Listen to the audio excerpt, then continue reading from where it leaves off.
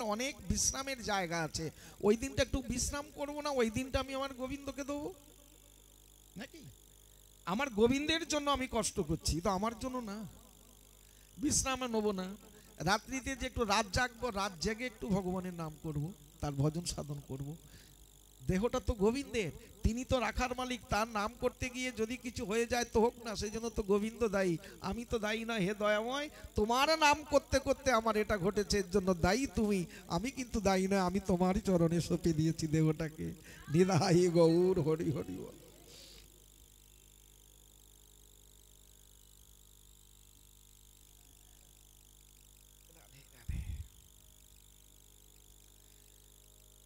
একটু গৌড়ের কথা বলবো নাকি? গৌড়ের দেশের মানুষ আমরা, গৌড়ের দেশের মানুষ, গৌড় কথা একটু তো বলতে হবে, শুনতেই হবে। হ্যাঁ, রাধে রাধে। সত্য, তেতা, দাপর, কলি, চারটা যুগ।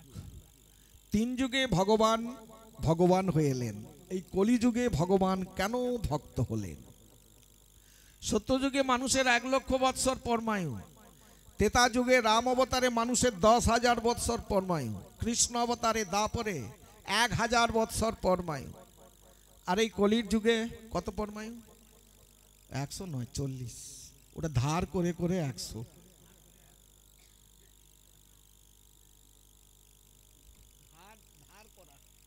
ধার করলে তো ধার ঋণ শোধ করতে হবে। দেখবেন এই যে কালব্যাধিটা এলো, এই কালব্যাধিতে কত বাচ্চা বাচ্চা ছেলে মেয়েগুলো 40 পেরোতে পারলো না, মানুষের নিজ বয়সটাকেও নিতে পারলো না, ধার করা বয়স নেবে কি, চলে যেতে হলো। ভাবুন, ভগবান এটাকেই ভাবছে, কলির জীব, অল্পায়ু জীব। বাল্যস্তাবৎ ক্রীড়াসক্তং তরুণীস্তাবৎ তরুণী রক্তং বৃদ্ধাস্তাবৎ চিন্তামগ্ন পরমেইপি কহিপলগ্ন। বাল্যকালে খেলাধুলোয় অনেকটা সময় নষ্ট করে ফেলবে, যৌবন বয়সে তরুণী নিয়ে মেতে থাকবে, আর বৃদ্ধ বয়সে সংসার সংসার করতে করতে শেষের দিন অসার হয়ে পড়বে। ওরা যাগযজ্ঞ ব্রত হোম তপস্যা করার সময় পাবে না। এত সময় কোথায় পাবে? সামান্য তো জীব। তাই ভগবান বললেন এই কলিযুগে আমি ভক্ত হব। একটু বড় করে বলে আসি নাকি? অনেকগুলো কারণ, কারণ যদি অনেকগুলো, মূল একটা কারণ বস্তু নিয়ে যাই। ঠিক চলে আসুন। ভগবান কৃষ্ণ যে রাধারানীকে ক্ষণ সময়ই দেখতে না পেলে রাধা রাধা বলে বংশীর ধ্বনি করে যমুনার তীরে, আর বংশীর ধ্বনি শোনা মাত্র যে রাধারানী ছুটে যায় যমুনার তীরে, ক্ষণ সময় না দেখতে পেলেই বংশীর ধ্বনি করে। তো সেই রাধারানীকে ছেড়ে অকুরের রথে চেপে গোবিন্দ আমার দ্বারকায় গিয়ে উপস্থিত হলেন, দ্বারকার রাজা হলেন। দ্বারকায় যখন প্রভাস যজ্ঞটা করছেন ভগবান, সবাইকে আমন্ত্রণ জানিয়েছে, রাধারানী আসবে, গোবিন্দ জানে আমার বধূ আসবে, বধূ আমার আসবে। যেই পথ দিয়ে বধূ আসবে সেই পথপানে তাকিয়ে বসে আছে, দেখলো অনতি দূরে রাধারানী আসছেন, গোবিন্দ আমার উঠে যাচ্ছেন, প্রভাস যজ্ঞ ছেড়ে এগিয়ে যাচ্ছেন। এগিয়ে গেলে কি হবে? সম্মান দিয়ে আনা হয়। বাড়িতে দেখবেন একজন সম্মানীয় মানুষ এলে আপনি দালান থেকে নেমে পড়ে যদি হাতটা ধরে নেন, সম্মান দেয়া হয়। রামকৃষ্ণদেব বলেছেন, বাড়িতে কোনো সম্মানীয় মানুষ এলে যদি জল মিষ্টি নাও দিতে পারিস না দিস, কিন্তু কথাটা মিষ্টি করে বলিস। হ্যাঁ, মিষ্টি কথা বললে মিষ্টি কথাতেই ভুলে যাবে, খাওয়াতে ভোলে না, মিষ্টি কথাতেই ভোলে, কথা বলিস। তাই গোবিন্দ আমার এগিয়ে যাচ্ছেন, মুখোমুখি দাঁড়িয়েছেন, কেউ কোনো কথা বলে না।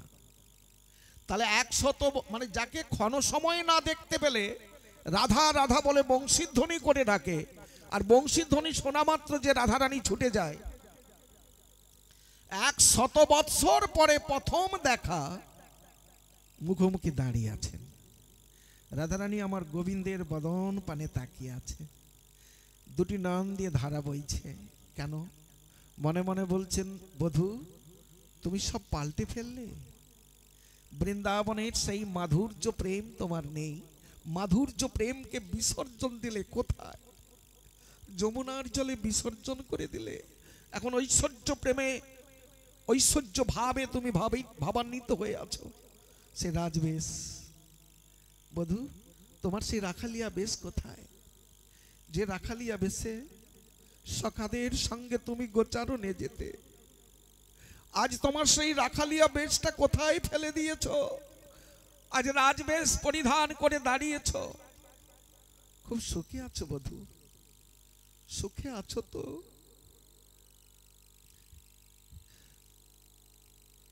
যে সখারা গোচারণে গিয়ে বন থেকে ফুল তুলে নিয়ে বনফুল তুলে মালা গেঁথে তোমায় সাজাতো, সেই মালাটা তোমার গলে দোলে না, তোমার গলে দুলছে সোনার হার, সর্বাঙ্গে সোনায় যেন মুড়ে ফেলেছ।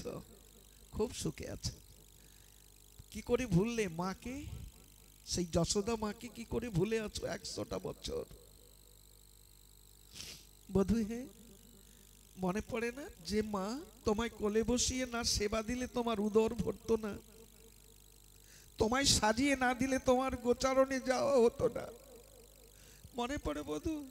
গোচারণ থেকে ফিরতে দেরি হলে, যখন সন্ধে হয়ে আসতো তুমি ফিরছো না, ওই যশোদা মা গোচারণের মাঠে ছুটে গিয়ে চিৎকার করে ডাকতো, গোপাল ফিরে আয় বাবা, ফিরে আয়, সূর্যাস্তাগত অন্ধকার নেমে আসছে, তুই আমার বুকে ফিরে আয়। গোচারণের মাঠে তোমায় কোলে নিয়ে বদনে চুম্বন করতে করতে ফিরত। সেই মাকে তুমি ভুলে আছি? কি করে ভুলে গেলে?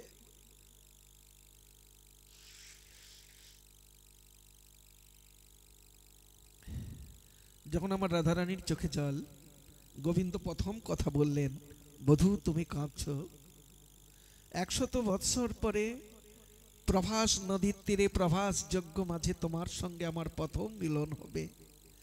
এই প্রথম মিলনেই তুমি চোখের জলে ভাসছো বধূ।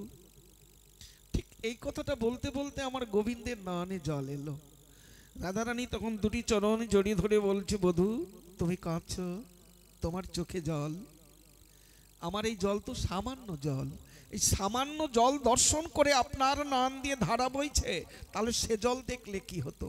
কোন জল? চলে আসুন বধূ হে। যখন আমি যমুনাতে জলের জন্য গিয়েছিলাম, জল নিয়ে ফেরার সময় দেখলাম আপনি অক্ষুরের রথে চেপে বসে আছেন। কলসিটা নাবিয়ে রথচক্র জড়ি ধরে বলেছিলাম, বধূ তুমি চলে যাচ্ছ, তোমার বিরহ যন্ত্রণা আমি সহ্য করতে পারবো না বধূ। বেশ, চলেই যখন যাবে তুমি এক কাজ করো, এই রথচক্রটা আমার অঙ্গের ওপর দিয়ে নিয়ে যাও, তাতে আমারও লাভ হবে আর তোমারও লাভ হবে। গোবিন্দ চমকে উঠলেন, আমার রথের চক্রটা যদি বধূর অঙ্গের ওপর দিয়ে যায়, বধূ তো মারা যাবে, বধূর কি লাভ হবে? প্রশ্ন করলেন, বধূ আমার রথচক্র তোমার অঙ্গের ওপর দিয়ে গেলে তুমি তো মারা যাবে, তোমার কি লাভ হবে? বধূ হে, যখন এই রথচক্রটা আমার অঙ্গের উপরে দাঁড়াবে, আমি আমার নয়ন দিয়ে তোমার শ্রীবদনটা দর্শন করব, আর এই বদনে কৃষ্ণ কৃষ্ণ বলতে বলতে আমার মৃত্যু ঘটবে। এ জন্মে তোমায় পাওয়া হলো না বধূ, কিন্তু পৃথিবীর বুকে আবার যদি জন্মগ্রহণ করি, সেদিন তুমি আমাকে ছেড়ে থাকতে পারবে না, জানো বধূ? সেদিন মনের মতো তোমায় পাবো বধূ হে, মনের মতো তোমায় পাবো, সেদিন ছেড়ে থাকতে পারবে না হে, মনের মতো তোমায় পাবো। বধূ কেন বললেন এই কথাটা? মৃত্যুর সময় রথচক্র অঙ্গে, মানে ভগবানের রথের চক্রে মৃত্যু হচ্ছে, গোবিন্দের বদন দর্শন করতে করতে কৃষ্ণ কৃষ্ণ বলতে বলতে যদি মৃত্যু হয়, এ জন্মে তোমায় না পেলে কি হয়, পৃথিবীর বুকে যদি আবার জন্মগ্রহণ করি, সেদিন তুমি আমাকে ছেড়ে থাকতে পারবে না। কারণ মৃত্যুর সময় ভগবানকে দর্শন করতে করতে, ভগবানের নাম করতে করতে ভগবানের রথচক্রে আমার মৃত্যু হয়েছে। গীতায় বললেন, জং জং ব্যাপী শরণং তে যতন্তে কলেবরং তং তমে বৈতি কৌতিয় সদা যদ ভাব ভাবিত। মৃত্যুর সময় যে যেমন চিন্তা ভাবনা করতে করতে মৃত্যুবরণ করবে, পরজন্মে সেই রকম ভাব প্রাপ্ত দেহ লাভ করবে। তাই রাধারানী বললেন, রাধে, তাই রাধারানী বলছেন, মৃত্যুর সময় প্রভু তোমায় দর্শন করতে করতে তোমার রথচক্রে মৃত্যু হচ্ছে, কৃষ্ণ নাম বলতে বলতে পরজন্মে তুমি আমাকে ছেড়ে থাকতে পারবে না, সেদিন মনের মতো তোমায় পেয়ে যাব। গোবিন্দ বলে, হ্যাঁ বধূ, এই লাভটা তোমার হবে, কিন্তু বধূ তুমি যে বললে আমার লাভ, তুমি তো মারা যাবে, মারা গেলে আমার কি লাভ হবে? এই লাভটা তোমার হবে, কিন্তু তুমি মারা গেলে আমার কি লাভ হবে? বধূ, যে শুভকর্মে যাওয়ার জন্য, শুভযাত্রায় যাওয়ার জন্য আপনি অক্ষরের রথে চেপে বসেছেন, যাওয়ার সময় আমি তো মারা যাব, আমার এই সব দেহটাকে দর্শন করে যাবেন। সব দেহের বদন দর্শন করে গেলে জানো বধূ, বধূ তোমার যাত্রা শুভ হবে, বধূ হে তোমার যাত্রা শুভ হবে, সবে দেহ দর্শন করে বধূ তোমার যাত্রা শুভ হবে, সবে দেহের বদন দর্শন করে বধূ তোমার যাত্রা। তাহলে সব দেহের বদন দর্শন করে যাবে, সব দেহটাকে দর্শন করে যাবে, বধূ তোমার যাত্রা শুভ হবে, দর্শন করে গেলে। আচ্ছা ভক্তমণ্ডলী, মাতৃবর্গ, একটা প্রথা আছে তো আমাদের দেশে, একটা শুভকর্মে আপনি বেরিয়ে যাচ্ছেন, একটা সব দেহ নিয়ে যাচ্ছে, বলো হরি হরি বল, বলো হরি হরি বল। সেদিন আমরা কি মনে করি যে আজকের যাত্রাটা আমার ভালো। আচ্ছা, যে কোনো মোড়া দেখলেই শুভ হয়? প্রশ্ন। শাস্ত্র কিন্তু ব্যাখ্যা করলেন, একটা ভাগ করলেন। আমি একটা সিদ্ধান্ত বলি, যে মানুষটা মারা গেছে না, কোনোদিন হরিনাম করে না, কোনোদিন ভগবানের প্রসাদ পায় না, অখাদ্য কুখাদ্য সেবা নিয়েছে, হরিনামের বাসরে যায় না, ভাগবতী বাসরে যায় না, সাধু সঙ্গ ভক্ত সঙ্গ করে না, ওই মানুষটা মারা গেছে, আপনি যাচ্ছেন একটা শুভ কর্মে, ওকে দেখেছেন, যাত্রা শুভ হবে না মঙ্গল হবে? হবে। শাস্ত্র সিদ্ধান্ত দিলেন ওকে দর্শন করলে অমঙ্গল ঘটবে, অশুভ হবে।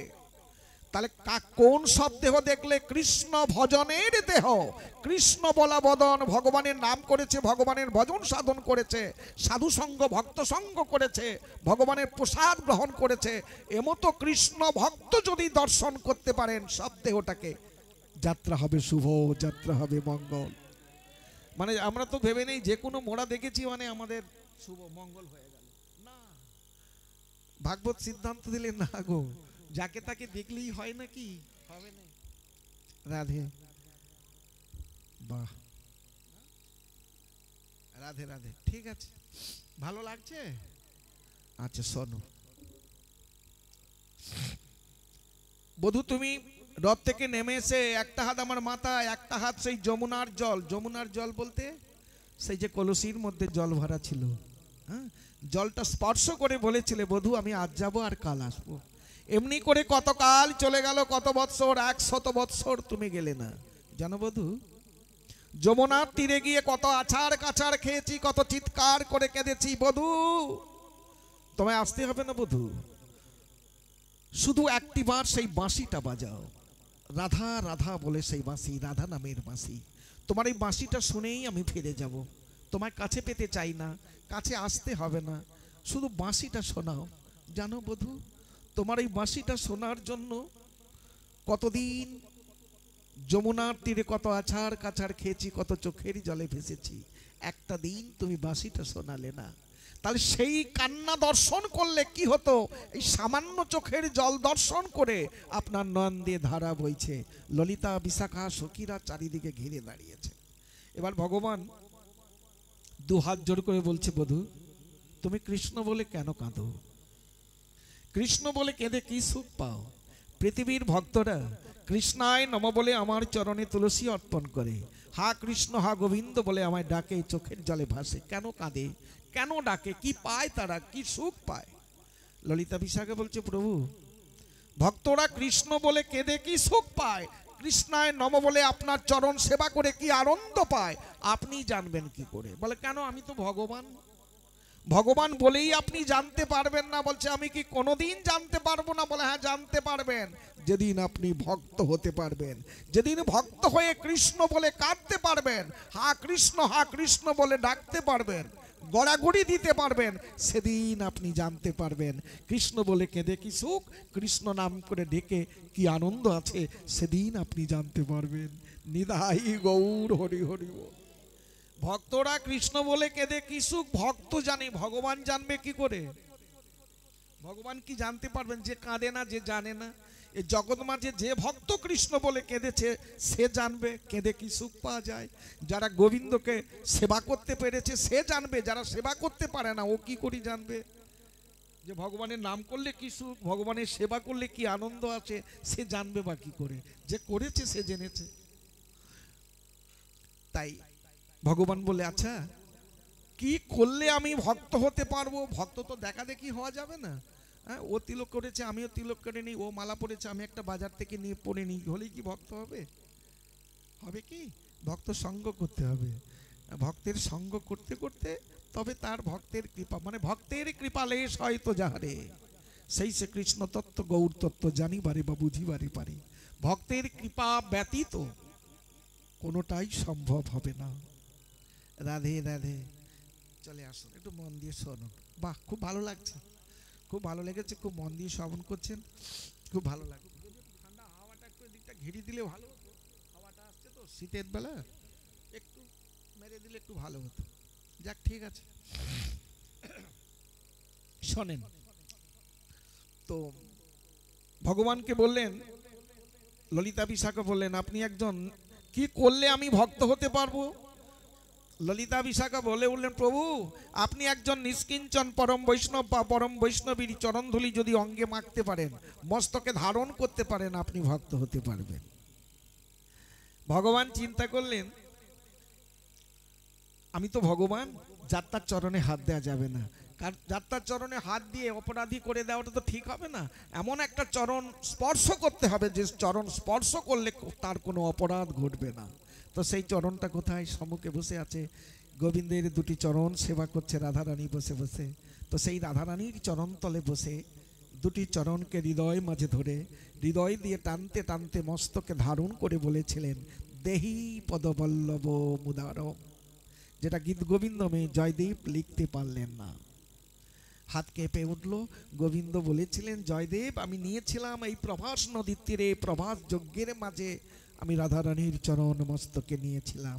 ওদিকটা থাক, একদিকটা চলে আসুন।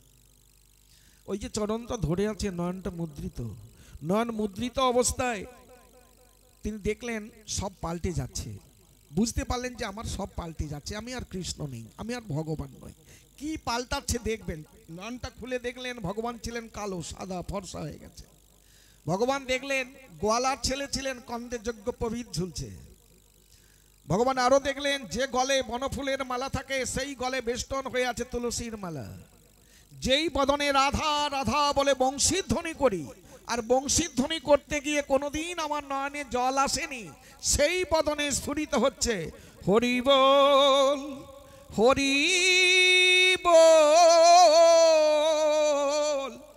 হরি বল হরি বল। হরি বল হরি বল বলতে বলতে নয়নের ধারা বইছে। গোবিন্দ আমার নয়নের জলে ভেসে বলছে, রাধে একজন শুদ্ধ নিষ্কিঞ্চন ভক্তেরই চরণধুলি অঙ্গে মেখে মস্তকে ধারণ করে যদি আমার এত সব পাল্টে যায়, না জানি বহু ভক্তের চরণধুলি অঙ্গে মাখলে না জানি কিনা কি হবে। রাধে আগত কলিযুগে শ্রীরাম নদী আয়ে নবদ্বীপে আমি গৌর হব।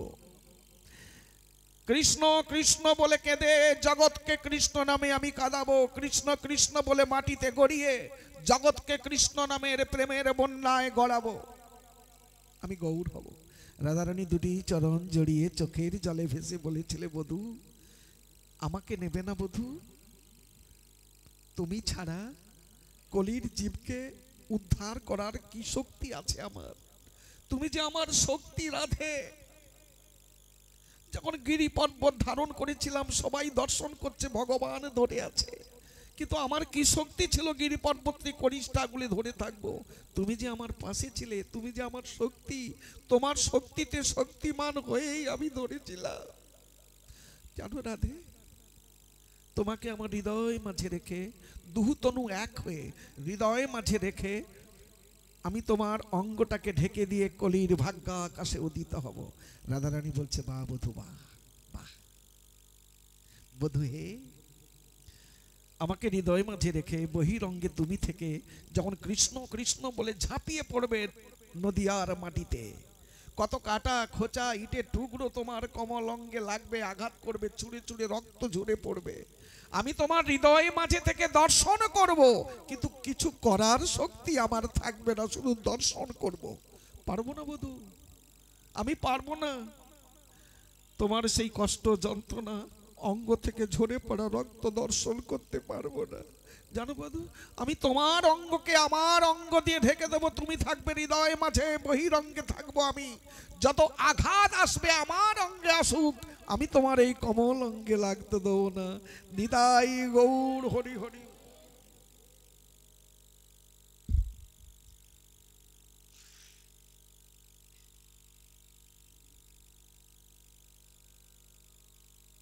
রাধে। আমি একটু ফোড়া মানুষ তো, একটু পাটা ইধার উধার করতে হবে, একদম বুঝতে পারি না এরকম। হ্যাঁ, ভালো ছিলাম, একটা অ্যাক্সিডেন্ট হয়ে গেছে, অ্যাক্সিডেন্ট হয়ে মানে খোড়া হয়ে গেছি আর কি। বেঁচে আছি সেটাই ভালো। মারা গেছে আমার সঙ্গে 8 জন, 8 জনের মধ্যে 7 জন মারা গেছে, একা বেঁচে আছি, সেটাই ভালো। গোবিন্দ বাঁচিয়েছে। অসীম করুণা, অসীম, যার সীমা নেই। আমার সঙ্গে একটা কালী ভক্ত ছিল, তার কালীমা এখনো দাঁড়িয়ে আছে। বেড়াবেড়িয়া গ্রাম, যদি কেউ জানেন, বেড়াবেড়িয়া গ্রামে গঙ্গাহারি পুকুরের পাড়ে কালী মন্দির, কালীমা এখনো আছে। কিন্তু মা কালী তাকে রক্ষা করতে পারলো না, তার ভক্তকে। গোবিন্দ আমাকে কিন্তু বাঁচিয়ে রেখেছে, বাঁচিয়ে রেখে এখন তখন তার নাম প্রচার করাচ্ছে না এখনো। আগে সাইকেল করে এসেছিলাম এখানে, বাবুর নামটা মনে পড়ে গেছে, এই সামনে এসেছিলাম, ওটা দিয়ে চলে গেছিলাম।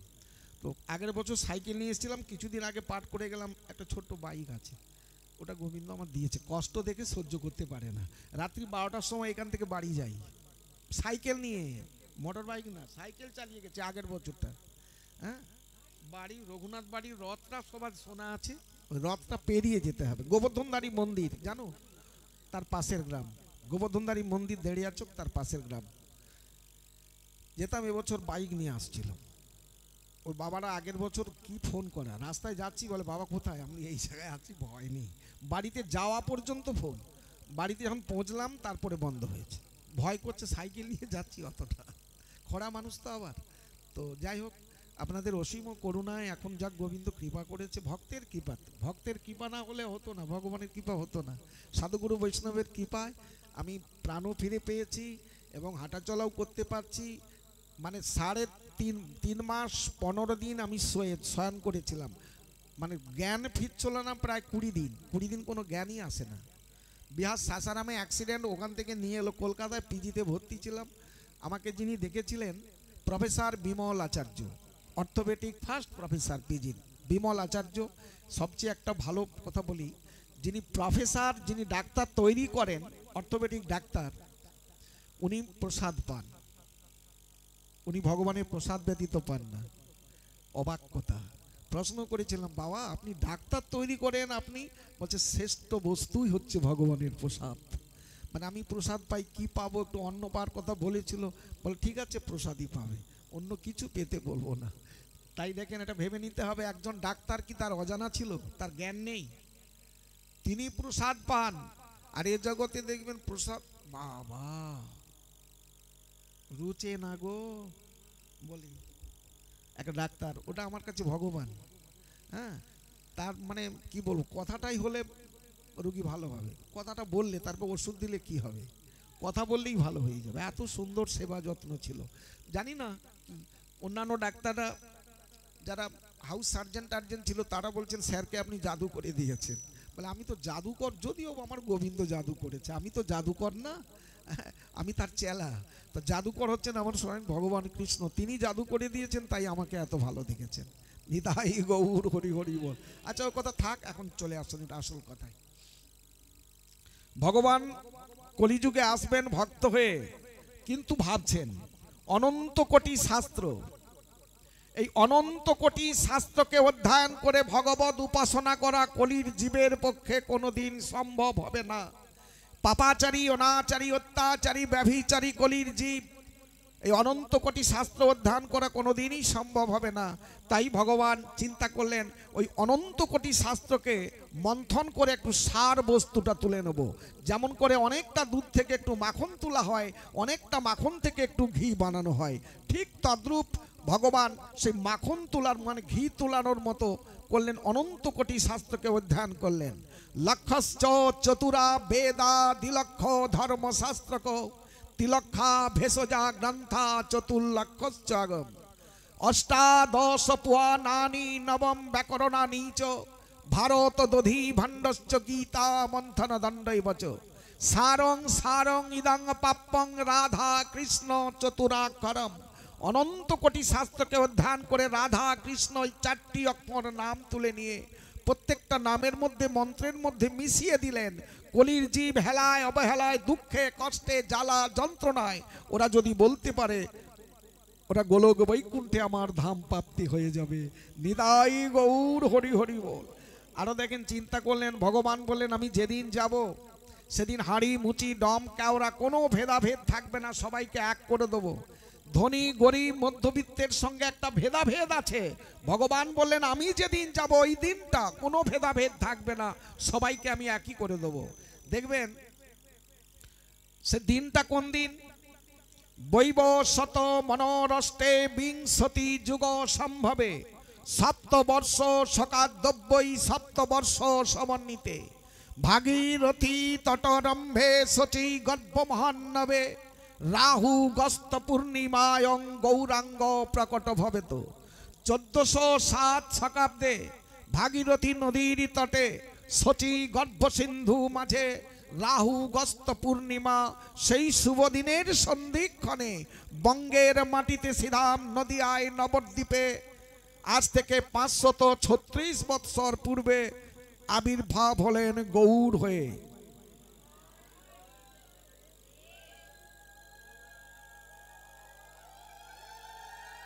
ঠিক আছে, বাহ। মায়েদের প্রধান ভক্তি হচ্ছে উলু, মায়েদের প্রধান ভক্তি হচ্ছে উলুধ্বনি। ভগবান আজকে খুব আনন্দ পেল, সুখ পেল। কেন? ভগবান দেখলো আমার আবির্ভাবের তিথিটা স্মরণ করার সঙ্গে সঙ্গে ভক্তবৃন্দ উলুধ্বনি শঙ্করধ্বনি দিয়ে 2টি বাহু উত্তোলন করে আমাকে সম্বর্ধনা জানাচ্ছেন, অভিনন্দন জানাচ্ছেন। খুব আনন্দ পেয়েছে ভগবান, পূর্ণ আশীর্বাদ 2 হাত বাড়িয়ে দিয়েছে সবার মাথার উপরে, আশীর্বাদ করলেন। শব্দটা শুনে ভগবান গর্বিত হলো, যেই বঙ্গের মাটিতে আমার ভক্তরা আমার আবির্ভাবের তিথিটা স্মরণ করে উলুধ্বনি শঙ্করধ্বনি দিয়ে আমাকে সম্বর্ধনা অভিনন্দন জানালেন। বাহ, খুব ভালো। আচ্ছা, তাহলে ভগবান গৌরহরি যে তিথিতে এসেছিলেন, যে পূর্ণিমাতে, সেই পূর্ণিমা তিথিটার নাম কি? গৌর পূর্ণিমা, দোল পূর্ণিমা, হুলি পূর্ণিমা, নাকি ফাল্গুনী পূর্ণিমা, অনেক নাম। বাহ। এবার ভাবুন, একটা খুব ধনী মানুষ দামি প্যান্ট শার্ট বা দামি ধুতি পাঞ্জাবি পরে, কিন্তু ওই দিনটা খুব দামি ধুতি পাঞ্জাবি বা প্যান্ট শার্ট পরে পথে বেরোবে কেন বলো তো? রং দিয়ে দেবে। তো সেই ধনীও ছেঁড়াছুড়ি পড়বে, আর গরিবও ছেঁড়াছুড়ি, মধ্যবিত্তও ছেঁড়াছুড়ি। ভগবান যে বললেন সবকে আমি এক করে দেবো, কারোর মধ্যে দম্ভ অহংকার রাখবো না, আমি ধনী সেই ধনীত্ব রাখবো না, সবাইকে আমি এক করে দেবো। তাহলে হাঁড়ি মুচি ডম কেওড়া সবাই ছেঁড়াছুড়ি পোশাক পরে বেরোবে, এক রং সবাই মাখবে না, কারো আলাদা রং থাকে? ধনী মানুষ একটু সম্মানীয় মানুষ একটু দামি রং দেবো, এরকম থাকে নাকি? থাকে না? একই রং মাখবে, একই রং মেখে কোনোদিন হরিনাম করে না। ভগবান বললেন আমি ওই দিন সেই বদনে, যে কোনোদিন বলে না ওই দিন অন্তত সেই বদনে হরিনামের প্রেমের বন্যায় ভাসিয়ে দেবো। দেখবেন কোনোদিন হরিনাম করে না, তাকেও দেখবেন হরিনাম করতে করতে দল যাচ্ছে, সেও দেখবেন তার পাশে দাঁড়িয়ে দাঁড়িয়ে হরিবোল হরিবোল হরিবোল, জোরে বলবে না, আস্তে আস্তে হলেও বলবে হরিবোল হরিবোল হরিবোল, বলবেই।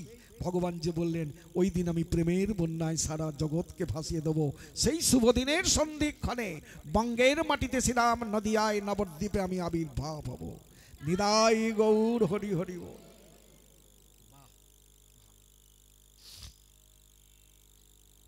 রাধে রাধে। চলে আসুন, ভগবান গৌরহরি ভূমিষ্ঠ হওয়ার সঙ্গে সঙ্গে হরিনাম প্রচার শুরু করে দিয়েছেন। কেমন কথা একটা বললাম মনে হয়? ভূমিষ্ঠ হয়েই হরিনাম প্রচার করেছেন ভগবান। আচ্ছা, আমার এটা তোমার মুখস্থ, এটা জানা আছে? ভূমিষ্ঠ হয়েই হরিনাম প্রচার করেছিলেন, জানা নেই? আচ্ছা ঠিক আছে, ওটা বলে দেবো। এটা সবার জানা আছে। ভগবান দেখবেন ভূমিষ্ঠ হয়ে মায়ের স্তনপান করে না, এটা সবার জানা, মুখস্থ। কেন করে না? মায়ের দীক্ষা হয় যায়নি, এটা একদম মুখস্থ, সবার মুখস্থ, সব জায়গায় যে বাসরেই যাই না কেন একদম মুখস্থ। কীর্তনীয়ারা এটা বলে বলে মুখস্থ করিয়ে দিয়েছে। হ্যাঁ, সব কীর্তনীয়ারা, মানে একটা যখন অষ্টম পর নিশি পহর হয় 3-4টে দল থাকে, তো একজন গান গাইছে, সে যদি বলে দেয় মায়ের দীক্ষা হয় না তাই প্রভু আমার মায়ের স্তন পান করে না, ওই যে বলেছে, পরের বাসরে সে লাগিয়ে দিল, সেও বলা শুরু করে দিল। মানে কেউ আর শাস্ত্রগ্রন্থ দেখে না। আমি একটা ব্যাখ্যা করে একটু বোঝাই, একটু খুব মন দিয়ে শুনবে কথাটা। মা যখন জন্ম হয়, তার যে মায়ের সতী মায়ের বাবা পণ্ডিত, দাদু পণ্ডিত, পণ্ডিতের ঘরে মেয়ে, বিবাহ হলো স্বামী পণ্ডিত, শ্বশুর পণ্ডিত, পণ্ডিতের ঘরে বৌমা, প্রথম। আচ্ছা, প্রথম ব্যাখ্যা করি অদীক্ষিত অবস্থায় কেমন হয় মানুষ। অদীক্ষিত জীবনং পশু চ সংশয়। অদীক্ষিত জীবন, অদীক্ষিত মানুষ, পশুর দেহ, ওই মানুষ, অদীক্ষিত মানুষের দেহটা সদৃশ, সমান, কোনো ভেদ না। অদীক্ষিতানাং লোকানাং দোষং শ্রীণু বরাননে অন্নং বিষ্টা সমং তস্য জলং মূত্র সমং স্মৃতং যৎকৃতং সাধ্যং তস্য জাতির্যধগতি। অদীক্ষিত মানুষের হাতের অন্ন বিষ্টা সম, বিষ্টা মানে পায়খানা। অদীক্ষিত মানুষের হাতের জল মূত্রতুল্য, পেচ্ছাপের সমান। অদীক্ষিত অবস্থায় মাতৃ পিতৃ পিণ্ডদান নিষ্ফলং ভবেৎ। মাতা পিতার পিণ্ড ভগবান বিষ্ণু গ্রহণ করেন না। তাহলে মায়ের দীক্ষা হয় না, প্রভু তার মায়ের স্তন পান করে না। সর্বোপরি একটা ভাবি, ভগবান যে মায়ের গর্ভে আসবেন, সেই মায়ের গর্ভটা কি অপবিত্র ছিল?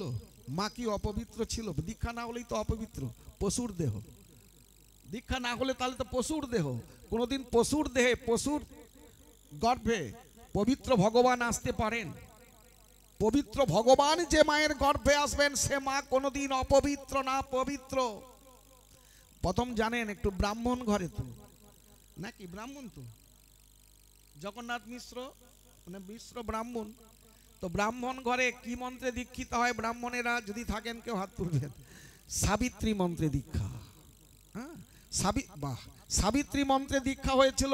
তার সেই মায়ের কি দীক্ষা হয়নি? যার শ্বশুর পণ্ডিত, স্বামী পণ্ডিত, বাবা পণ্ডিত, দাদু পণ্ডিত, পণ্ডিতের ঘরে মেয়ে আর পণ্ডিতের ঘরের বৌমা, তার দীক্ষা হয়নি? সাবিত্রী মন্ত্রে দীক্ষা হয়েছে। মা অপবিত্র নয়, পবিত্র। স্তনদুগ্ধ পান করেন না, কারণটা একটু আলাদা। কারণটা কি? ভগবান কেন পান করে না মায়ের স্তনদুগ্ধ? মা, মা গো, তুমি বৈষ্ণবী মা হও। মা, তোমাকে আমি বৈষ্ণবী মা করিয়ে, বৈষ্ণবী মায়ের স্তনদুগ্ধ পান করে পরম বৈষ্ণব হয়ে এই বিশ্ব জগৎকে আমি কৃষ্ণ নামের প্রেমের বন্যায় ভাসাবো। কৃষ্ণ মন্ত্র বা বিষ্ণু মন্ত্র হয়নি বলেই মায়ের স্তন পান করে না। মা, তুমি কৃষ্ণ মন্ত্র বিষ্ণু মন্ত্র নিয়ে পরম বৈষ্ণবী হয়ে, রাধে রাধে, পরম বৈষ্ণবী হয়ে যাও। তোমাকে দেখাবো, তোমাকে দেখিয়ে বিশ্ব জগতের মাকে আমি বৈষ্ণবী মা সাজাবো। তোমার তনদুগ্ধ পান করে পরম বৈষ্ণব হয়ে বিশ্ব জগৎকে কৃষ্ণ প্রেমের বন্যায় আমি ভাসাবো। নিতাই গৌর হরি হরি বল। তাহলে কৃষ্ণ মন্ত্র বা বিষ্ণু মন্ত্র হয়নি বলেই স্তনপান করে না। একদম অদীক্ষিত এ কথা বললে হবে না। ব্রাহ্মণরা, বর্ণানাং ব্রাহ্মণ গুরু, বর্ণের শ্রেষ্ঠ ব্রাহ্মণ। হ্যাঁ, তো ওইগুলো বিচার করবো না, ওইগুলো বিচার করে লাভ নেই। হ্যাঁ, বর্ণের শ্রেষ্ঠ ব্রাহ্মণ ওটাই থাক, নাকি? তো কি করলো না করলো ওটা ভেবে লাভ নেই। কে কি করেছে না করেছে ওগুলো বলে পেয়ে লাভ নেই। পরনিন্দা পরচর্চা করে দরকার নেই, নাকি? ঠিক আছে, চলে আসুন। তাহলে বৈষ্ণবী মা। আচ্ছা, কে মন্ত্র দিল? কে? মাকে অদ্বৈত গোসাই। অদ্বৈত মন্ত্রটা পেল কোথায়? বসে আছে অদ্বৈত, চোখের জলে ভাসছে, প্রভুর বদনে নয়ন দিয়ে বসে আছে। প্রভু, কি মন্ত্র দেব? যে মন্ত্র দিলে আপনি মায়ের স্তনদুগ্ধ পান করবেন, কি মন্ত্র দেব প্রভু? ভগবান দেখলো অদ্বৈত কাঁদছে, চোখের জলে ভাসছে, চোখ ইশারা করে দেখাচ্ছে ওই ডান চরণ অর্থাৎ দক্ষিণ চরণটার বৃদ্ধাঙ্গুলিটাকে নাড়াচ্ছে, নাড়াচ্ছে আর দেখাচ্ছে। প্রভু কি দেখাচ্ছে ইঙ্গিত করে? যখনই বৃদ্ধাঙ্গুলির দিকে তাকালো, ভূমিষ্ঠে সেই বৃদ্ধাঙ্গুলিটা ঠেকিয়ে দিয়ে মন্ত্রটা লিখে দিল। প্রথম মন্ত্র পেয়েছিল বসুমাতা মা, তারপরে পেল অদ্বৈত, আর অদ্বৈত মন্ত্র নিয়ে মায়ের কর্ণে দিলেন। ভগবান মায়ের স্তনপান শুরু করে দিলেন। নিতাই গৌর হরি হরি বল। আচ্ছা, এতটা বলছি, এখানে তো হরিসভা অনেক হয়, অনেক মানে প্রায় তো শুনছো, অনেক পাঠক বাবারা আসেন। আচ্ছা, দেখবেন এই জগতে যে যেমন কর্মফলেই জন্ম হয়, যে যেমন একটা কুল নাকি, যে কোন মানে জন্ম হোক জ্যাতা সেতা, কর্ম হোক ভালো। যেখানেই জন্ম দাও না প্রভু, কর্মটাই তো শ্রেষ্ঠ, কর্মটা যেন ভালো হয়, এটা আমরা ভাবি। তো দেখবেন অনেকের একটা টাইটেল থাকবে, একটা টাইটেল তো আছেই, অনেক টাইটেলে যায়। যখন আমরা বৈষ্ণব ধর্ম অবলম্বন করলাম, সংস্কার হলাম, তখন টাইটেলটা একটা জায়গায় চলে আসে, টাইটেলটা চেঞ্জ হয়ে যায়। কি টাইটেল হয়? দাস হয়। তাহলে বৈষ্ণব ধর্মটা অবলম্বন করার সঙ্গে সঙ্গে বৈষ্ণব দাস। দাস যে টাইটেল নিলাম, কার দাসত্ব করব বলে? গোবিন্দের দাসত্ব। ওই যে একটা পদে বলে, দাস খড়ে নামে লিখে দিলাম, প্রভু গো দাস খড়ে নামে লিখে দিলাম, তোমার সেবা করব বলে দাস খড়ে নাম। গোবিন্দের সেবা করব, সাধুগুরু বৈষ্ণবের সেবা করব, তাই দাস খড়ে নাম লিখে দিলাম, দাস। আচ্ছা, বৈষ্ণব ধর্মটা যে অবলম্বন করব, প্রত্যেকটা ধর্মের একটা তো পিতা আছে নাকি? বৈষ্ণব ধর্মের পিতা কে? নাকি ধর্মের পিতা আছে না? একটা পিতাটা কে? এরকম কথা শোনেননি? বৈষ্ণব ধর্ম অবলম্বন করলাম, ধর্মে তো গেলাম, ধর্মের পিতাটা কে? বৈষ্ণব কোথা থেকে সৃষ্টি হলো, কার কাছ থেকে সৃষ্টি হলো? রাইট, বিষ্ণু জনাদি বৈষ্ণব। কে বললো উত্তরটা? এখান থেকে কার মুখ দিয়ে বলো? মায়ের মুখ থেকে? বাহ, রাইট, বিষ্ণু জনাদি বৈষ্ণব। ব্রহ্ম জনাদি ব্রাহ্মণ, ব্রহ্মার কাছ থেকে ব্রাহ্মণীর সৃষ্টি, বিষ্ণুর কাছ থেকে বিষ্ণুর সৃষ্টি, মানে বৈষ্ণবের সৃষ্টি। আচ্ছা, আরেকটা কথা, যখনই দেখবেন বৈষ্ণব ধর্ম অবলম্বন করলেন, যেখানেই জন্ম হোক না কেন, প্রত্যেকেরই একটা ওই কি বলা যায়, গোত্র ছিল। যখনই বৈষ্ণব ধর্ম অবলম্বন করলাম, একটা গোত্রে এসে গেলাম। কি গোত্রটা হয় বলো তো বাবা? অচ্যুতানন্দ। কোথা থেকে এলো গোত্রটা? ওটাও তো জানতে হবে।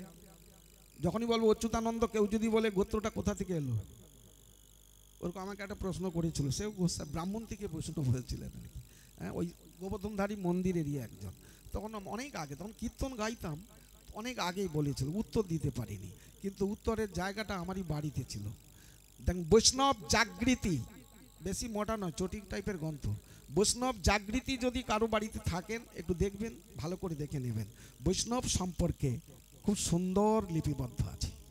বৈষ্ণব জাগৃতির ওটা বলেছিলেন, গোত্রটা কোথা থেকে এলো। ওটা কোনো মুনি ঋষির কাছ, গোত্র আসে মুনি ঋষির কাছ থেকে, তাহলে ওটা কিন্তু মুনি ঋষির কাছ থেকে এলো না। গোত্রটা কোথা থেকে পেলাম?